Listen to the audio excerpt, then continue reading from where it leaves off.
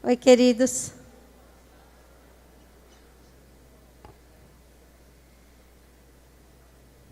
Estou muito feliz de estar aqui hoje. É uma honra, é um prazer. E é com muito temor que eu estou aqui e eu peço que Jesus me ajude a comunicar aquilo que Deus quer nessa manhã.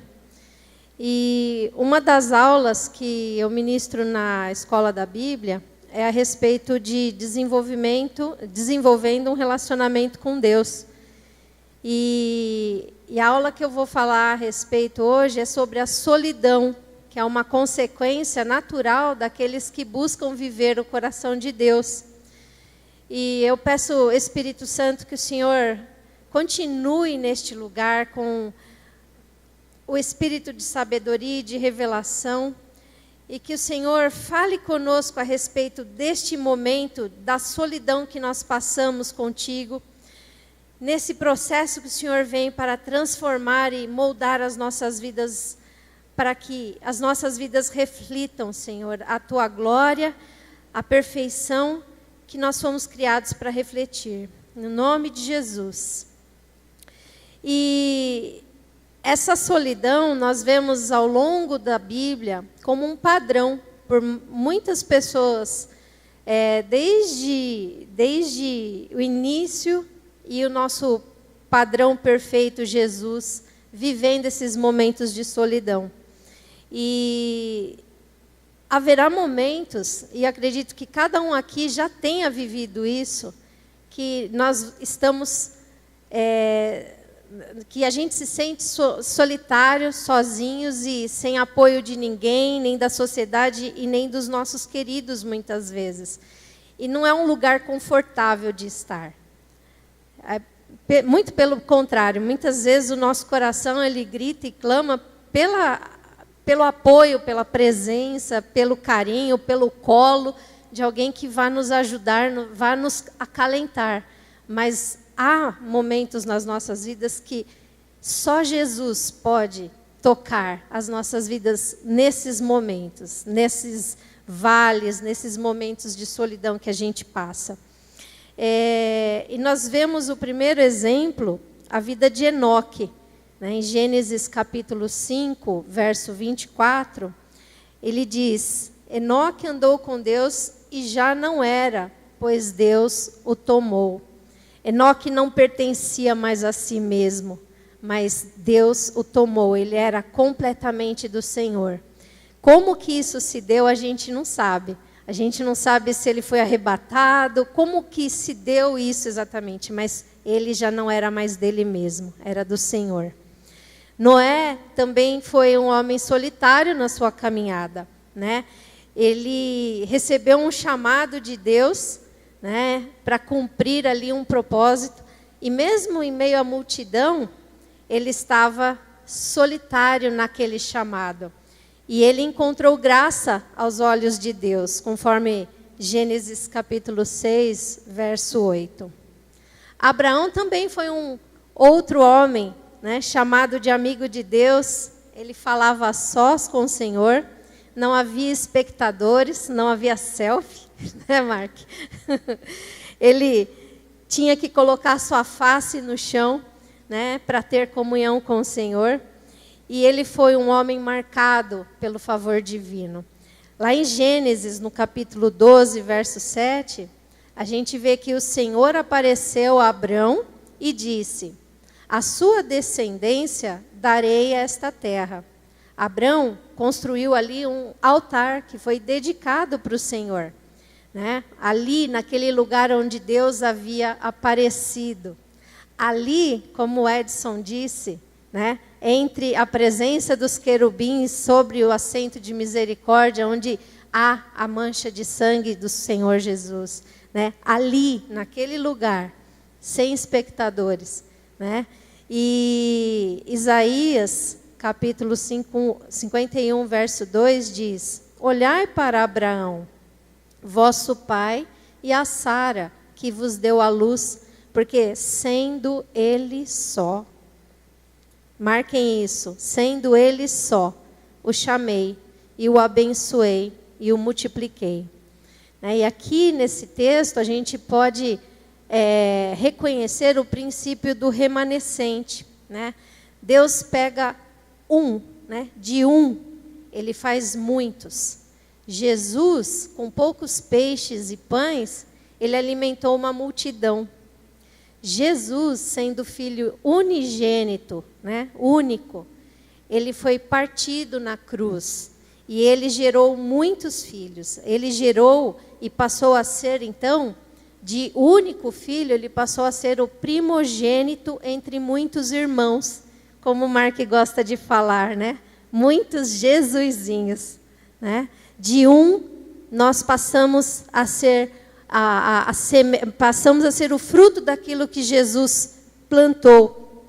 E Romanos, capítulo 8, verso 29. Abram as suas Bíblias, por favor. Romanos 8, 29.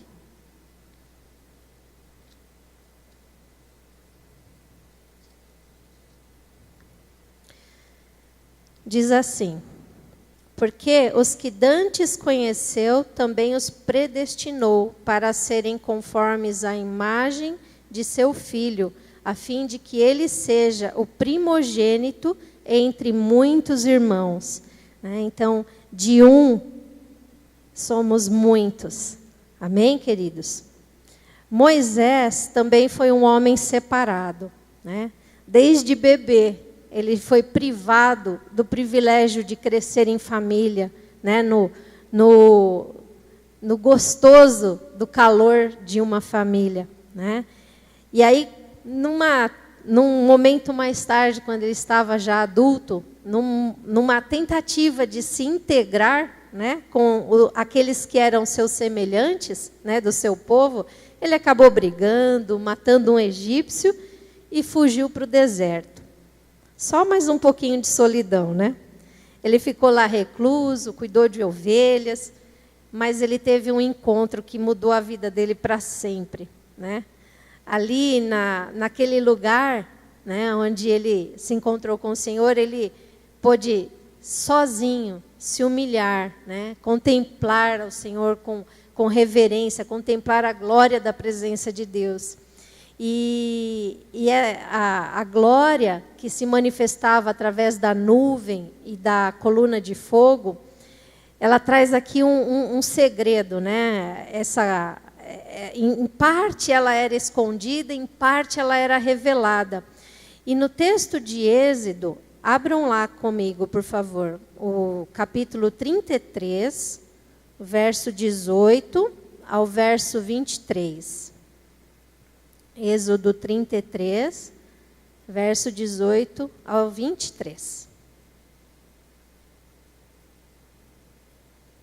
E diz assim: então Moisés, disse então Moisés, peço-te que me mostre a sua glória.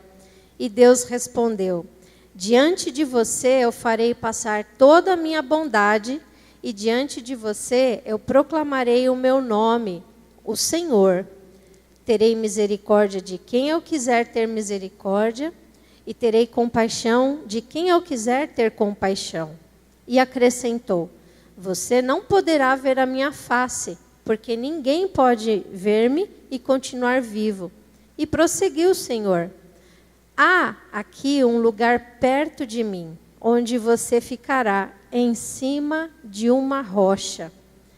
Quando a minha glória passar, eu colocarei numa fenda da rocha, e o cobrirei com a minha mão até que eu tenha acabado de passar. Então tirarei a minha mão, e você verá as minhas costas, mas a minha face ninguém poderá ver. E essa nuvem e essa coluna de fogo, elas representam Jesus, que é o nosso líder, que é o nosso guia. O guia para quê? Como o Edson lembrou, ele é o caminho, a verdade e a vida. Então, este guia, este caminho que ele nos apresenta, nos impulsiona para o nosso destino. E qual é o nosso destino? Se não a perfeição, se não sermos encontrados novamente à imagem e semelhança do Senhor. Amém? E ele viu essa glória, em parte ela estava escondida. Então, o que significa isso? Isso significa que Jesus, ele estava ali, através da nuvem e da coluna de fogo, ele estava sendo profetizado, mas ele não estava revelado claramente naquele momento, né? E, em parte, ele estava sendo revelado, né, a presença gloriosa do Senhor, através dos sinais, das maravilhas que a gente conhece, de todo o percurso que o povo de Deus passou no deserto. Tudo que aconteceu de forma tão espetacular, desde a saída do Egito até a entrada na Terra Prometida, e todos os desdobramentos, né, sinais e maravilhas, coisas maravilhosas, né?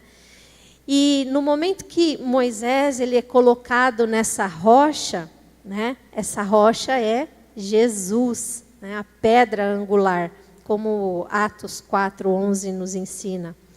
E depois ele é inserido na rocha, né? Ele é inserido dentro de uma fenda, de uma fissura, né?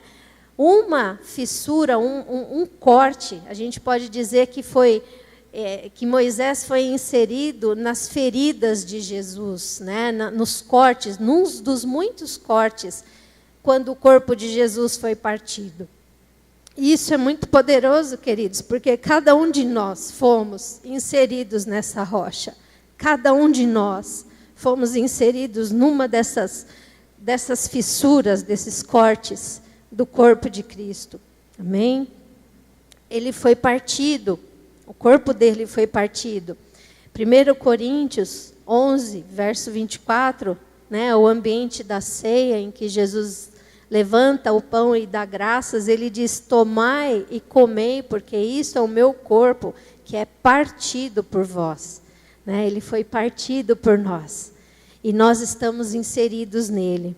Amém? Profetas do Velho Testamento, eles também tinham essas características de solidão. Apesar de eles terem características bem distintas uns dos outros, eles tinham esse detalhe da solidão, que muitas vezes eram forçadas, né? A solidão forçada. Muitos amavam o povo de Deus, eles amavam, né? Eles se gloriavam na fé dos seus pais, né? Abraão, Isaac, Jacó. Eles tinham zelo pela nação de Israel, né? Mas por muitos períodos eles sofreram solidão, né? Eles sofreram o peso da solidão, né? Salmo 69, verso 8, fala que eu tornei-me como um estranho para os meus irmãos e um desconhecido para os filhos da minha mãe. E nós temos também, aí eu gostaria que vocês anotassem para ler e refletir mais tarde, o teste da vida de Jó. Né? Todo o livro de Jó é uma referência desses momentos que nós passamos de aflições nas nossas vidas como um processo para que lá na frente a gente venha colher o resultado da plenitude daquilo que Deus está fazendo e formando em nós. Né?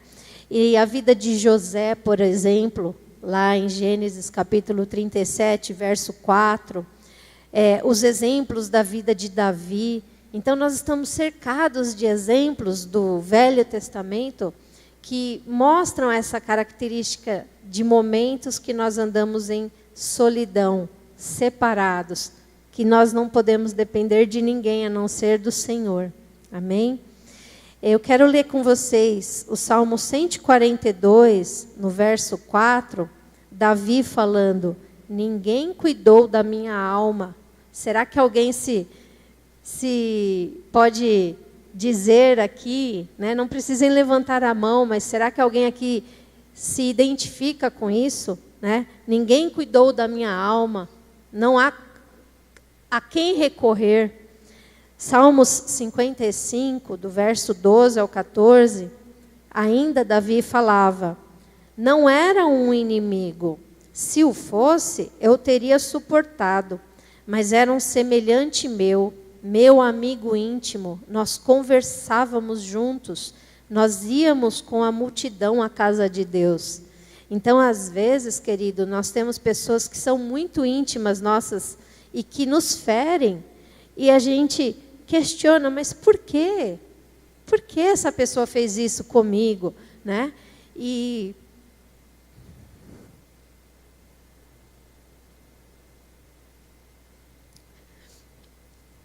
Mas, sabe, Deus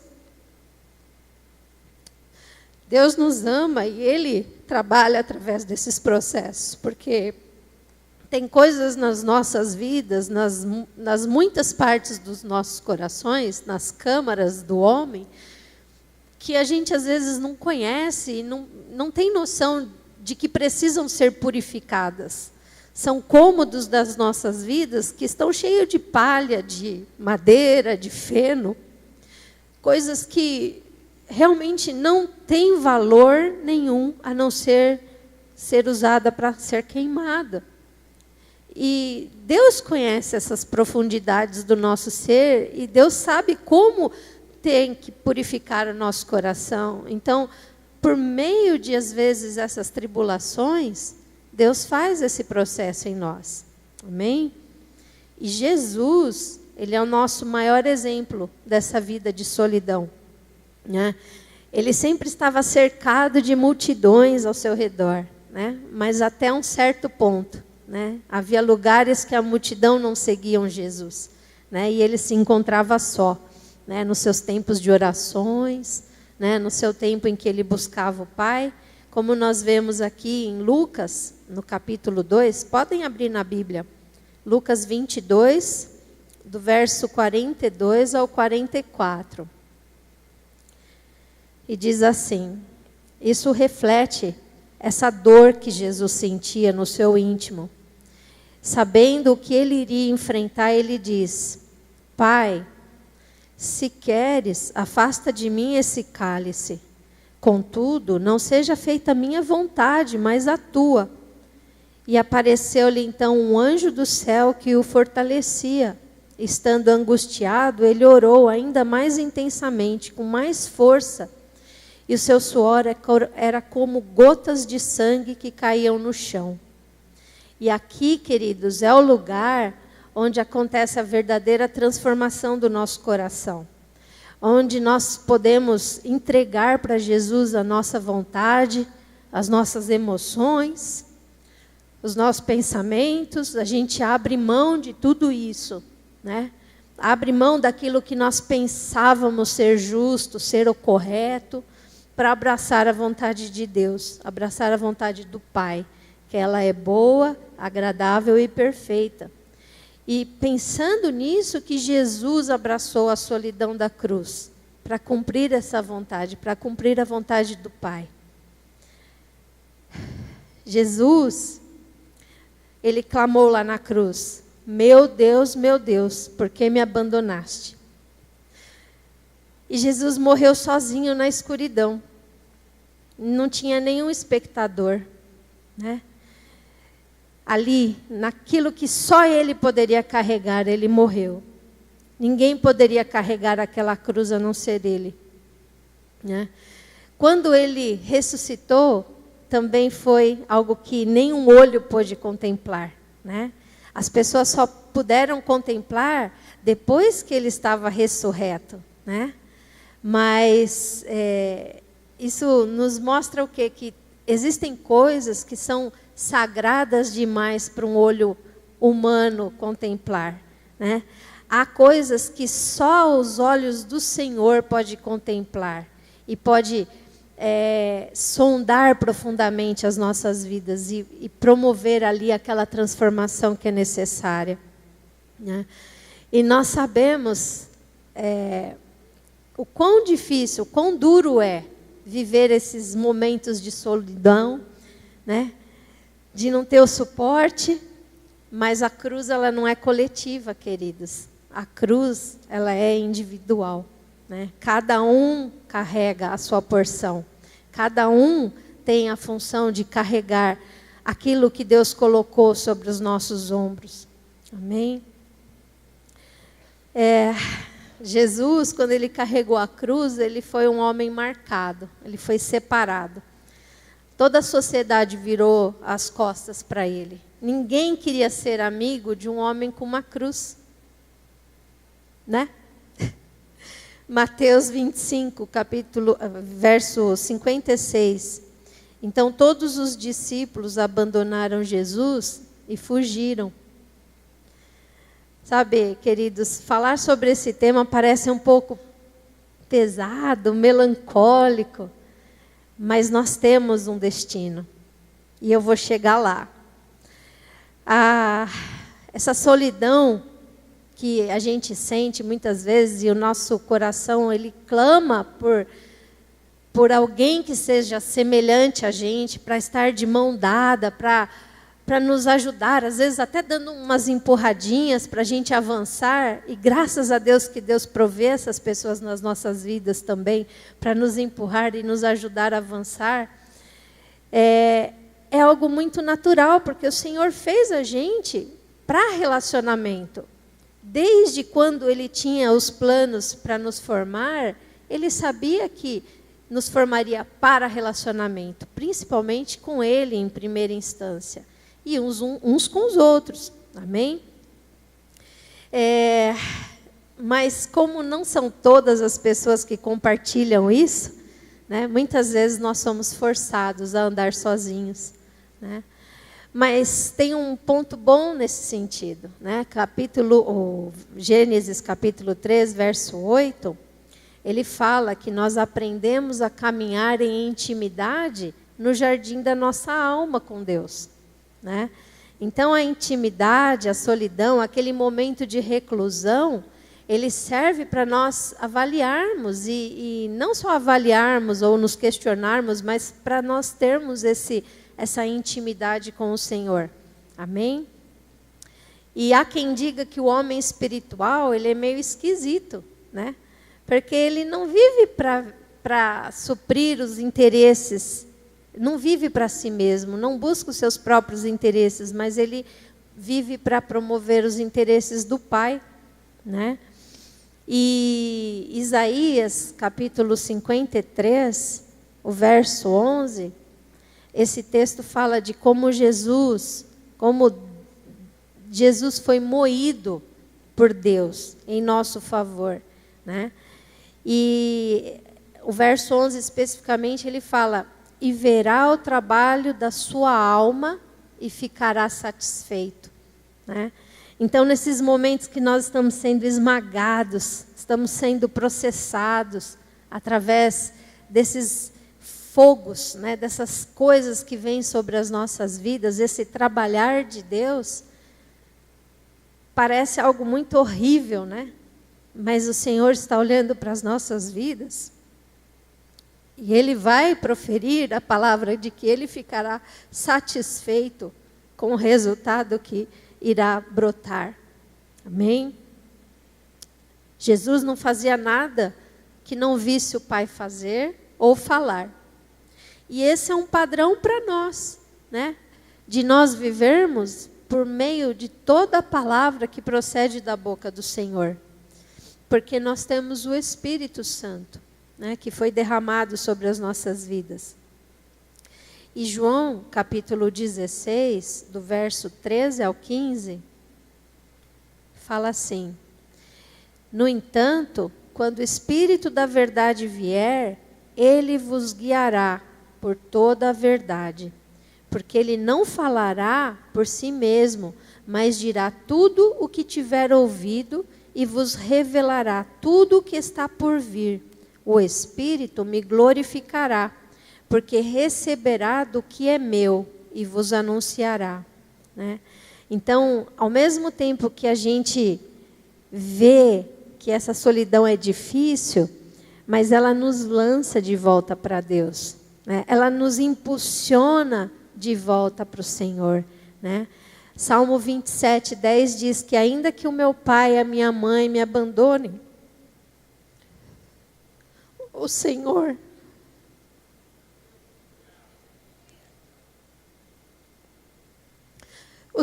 cuidará de mim. E nós somos impulsionados a buscar ao Senhor nesse sentimento de abandono, né?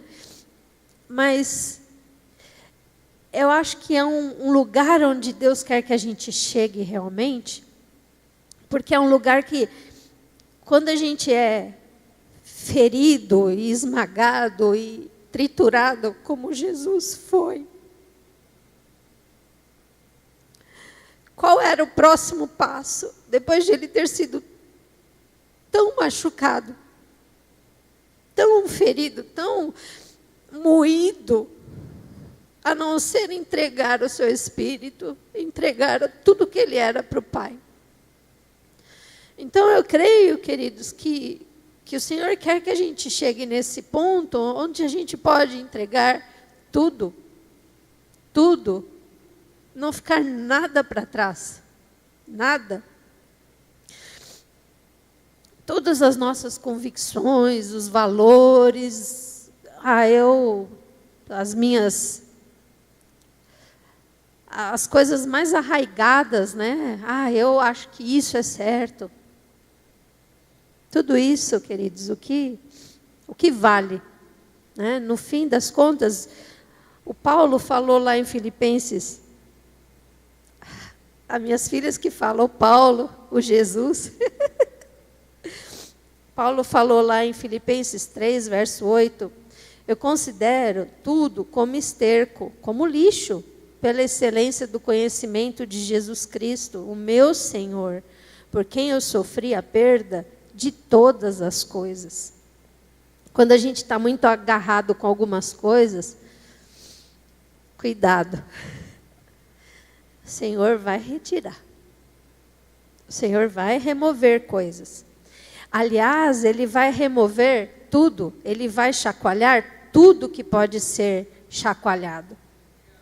Ele vai tirar todas as coisas do lugar, todas as nossas áreas de conforto, para nós avançarmos. Porque a gente não pode ficar apegado, agarrado com nada. O Mark é um exemplo disso. É um exemplo. E nessa solidão a gente aprende o que nós não poderíamos aprender em meio à multidão, em meio ao átrio, em meio a lugares que a gente não tem profundidade com o Senhor. Nós aprendemos que Cristo é tudo em todos. Colossenses 3:11. Nós aprendemos que em Cristo, o qual se tornou, da parte de Deus, a sabedoria e justiça, e santificação e redenção, e que nele nós possuímos um bem maior, que é o bem da vida, ou seja, Ele mesmo habitando em nós. Amém? A nossa solidão, a nossa solidão nos leva para mais perto do Senhor, numa dependência total. E sabe, não é um lugar que nós vamos nos tornar arrogantes, independentes, com sentimento de superioridade. Não é para ser assim. Não é. Né? Eu lembro que o Lê, na conferência, ele falou de uma forma tão graciosa sobre a igreja de Maria e a igreja de Marta, né? Os extremos não são bons, né? A igreja só Marta, só trabalha, peca pela falta de intimidade com Jesus, e a igreja Maria só busca, mas não pode ter o descuido de se esquecer daqueles que estão lá fora. E o Lê andava para lá e para cá, falando dessas duas diferenças. E que o ponto de equilíbrio realmente é ter um coração queimando por Jesus. E esse coração que queima por Jesus, ele vai queimar por almas, ele vai queimar por outras pessoas, outros que são semelhantes. Né? Nessa intimidade, o Mark falou o texto lá de Mateus 6, quando você orar, vá para o seu quarto, feche a sua porta e ore ao seu pai que está no secreto. Então o seu pai que te vê no secreto recompensará. Né? Então é um lugar onde nós estamos sozinhos com o Senhor, que é essencial. Mas a gente não precisa se trancar num mosteiro. A gente não precisa se separar do mundo, porque o mundo está sedento por aquilo que o Senhor tem derramado sobre as nossas vidas. Se nós somos reservatórios daquilo que Deus tem derramado, seria muito egoísmo a gente não querer dividir, não querer derramar, não querer permitir que esse óleo que o Senhor derrama, né, como aquele texto da viúva que estava ali num estado deplorável, com os seus filhos ao ponto de serem vendidos. E ela tinha um vazio, ela tinha nada. Ela não tinha nada, ela só tinha um pouquinho de azeite, acho, só. Não lembro se tinha farinha. Acho que era azeite, só azeite. E ela tinha poucas vasilhas, mas ela foi orientada a buscar as vasilhas dos vizinhos. Então, o que a gente pode aprender com isso? Que quando eu tenho um vazio, e isso é verdadeiro, certo? Cada um aqui tem uma vasilha, amém? Nós temos um vazio. Algo dentro de nós foi criado para conter só uma pessoa, que é a pessoa do Espírito Santo. O Senhor habitando em nós. Então, nós temos uma vasilha. Mas não era necessário para a viúva encher apenas uma vasilha. Uma vasilha não seria suficiente. Então, ela reuniu as vasilhas dos vizinhos. Ela precisava se cercar do vazio dos seus vizinhos para que o óleo descesse e para que houvesse abundância. Então, isso nos fala da necessidade de nós estarmos reunidos também. Não é para ficar no mosteiro, não é para ficar só no quartinho. Há momentos de sair e reunir o vazio de outros vizinhos, de outros colegas, de outros familiares, de outros semelhantes. E clamar para que o óleo venha, o óleo que só pode vir dele. E em que momento que o óleo para? Quando não há mais vazio. Quando não há mais lugar vazio para se preencher. Sabe? Então, a gente, quando vive esses momentos de solidão, a gente sofre, é um momento difícil, mas tem um momento de sair da solidão e se relacionar com seus semelhantes, né? Que isso fala da reunião dos santos.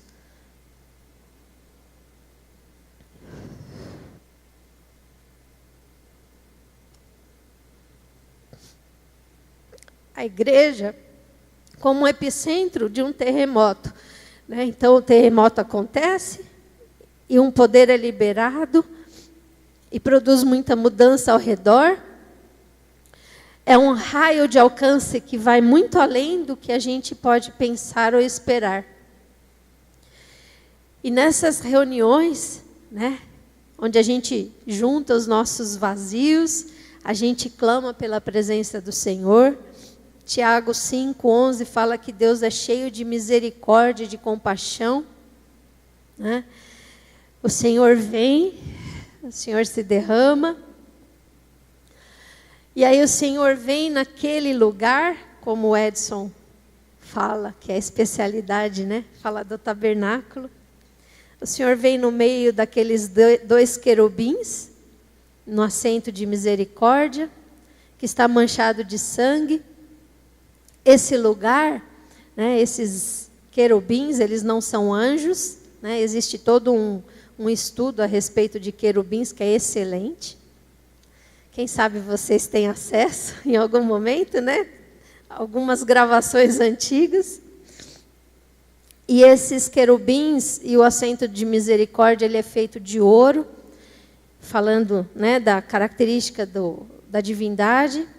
E esses dois querubins representam Deus Pai, Espírito Santo e o assento de misericórdia sendo o próprio Jesus e o lugar manchado de sangue, né? E esses querubins, eles guardam a glória, eles guardam a presença de Deus, mas eles também são veículos que carregam a glória de Deus. E nós somos como esses querubins. Esse é um destino para nós, de nós sermos aqueles que guardam a glória de Deus, mas que também carregam a glória de Deus. Amém? Não é para ficar contido em nós apenas, né?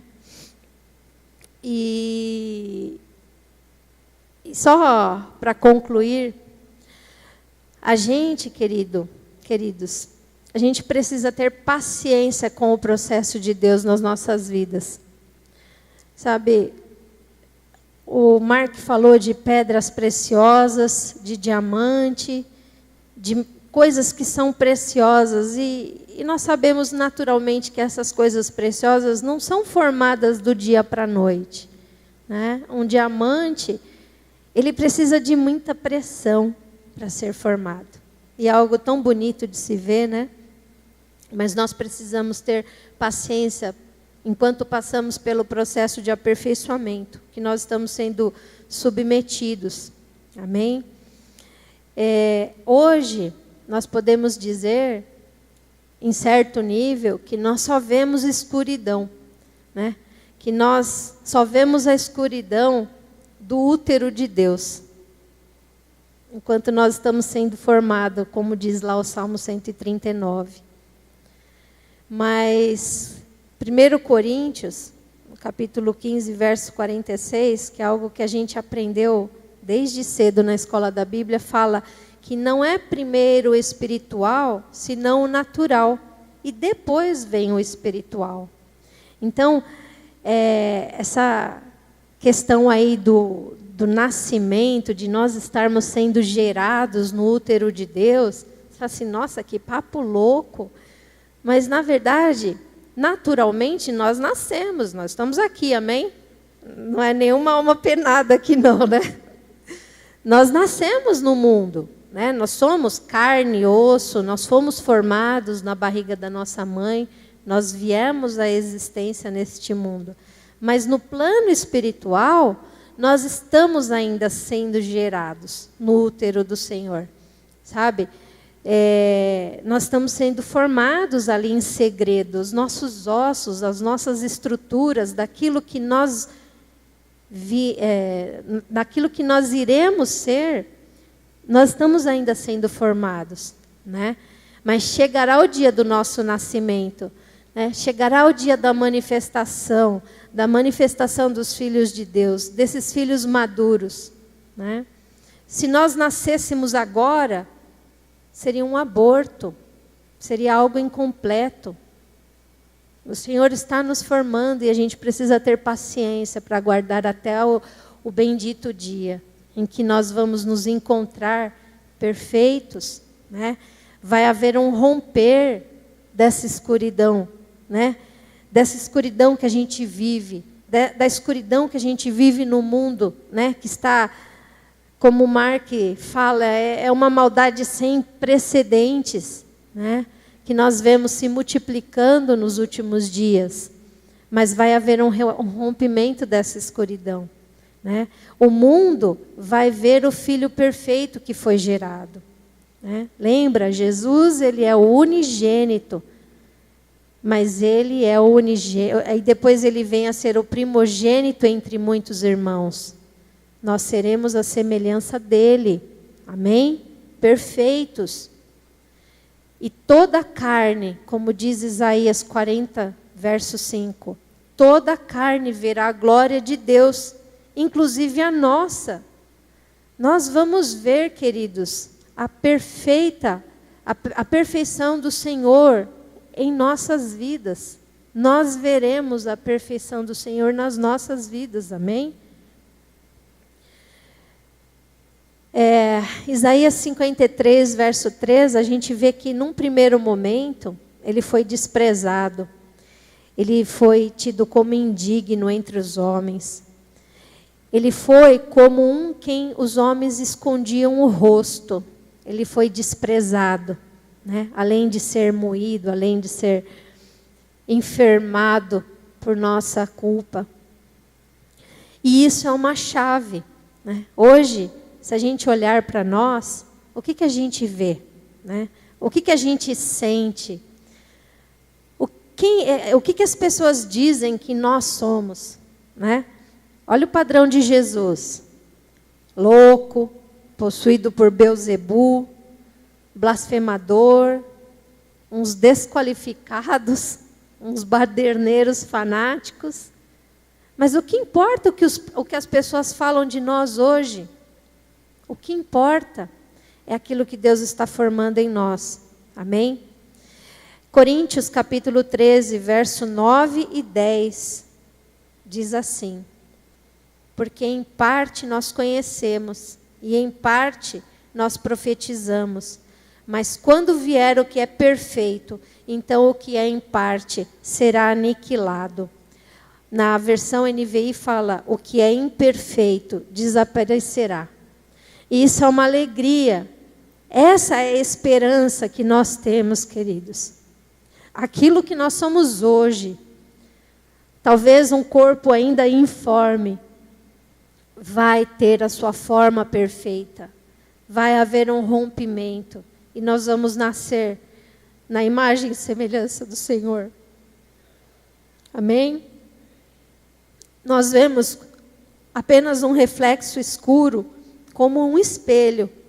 Nós não o vemos, mas então o veremos face a face. Agora nós conhecemos em parte. E então conheceremos plenamente, da mesma forma que nós somos plenamente conhecidos.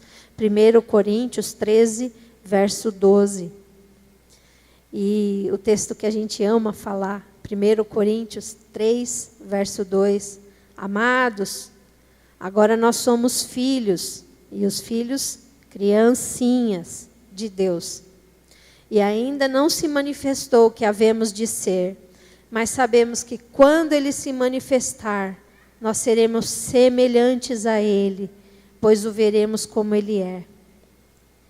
E a glória de Deus será revelada e manifestada claramente a toda a carne, e toda a carne verá que isso se dará em unidade, porque a boca do Senhor falou. Isaías 40, verso 5. Essa formação perfeita se dá em unidade. Um braço não pode ser perfeito se ele não estiver grudado ao tronco. A cabeça não pode ser perfeita se ela não tiver um corpo. É a unidade. É essa unidade que vai trazer a perfeição. Amém, queridos?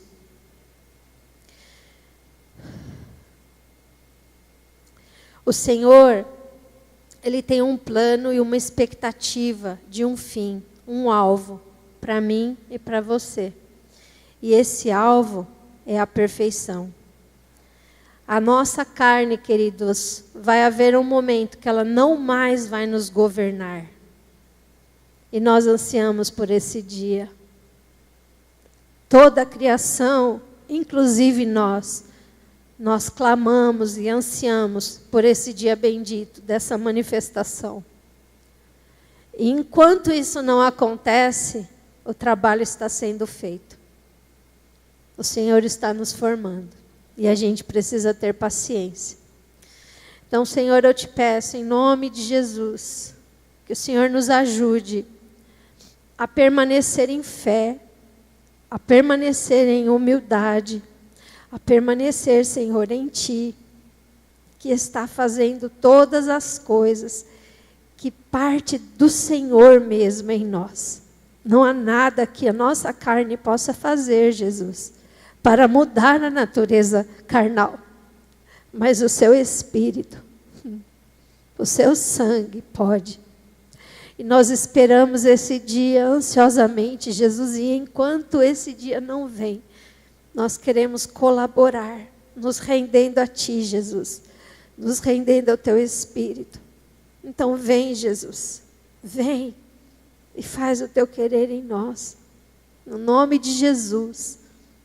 Amém.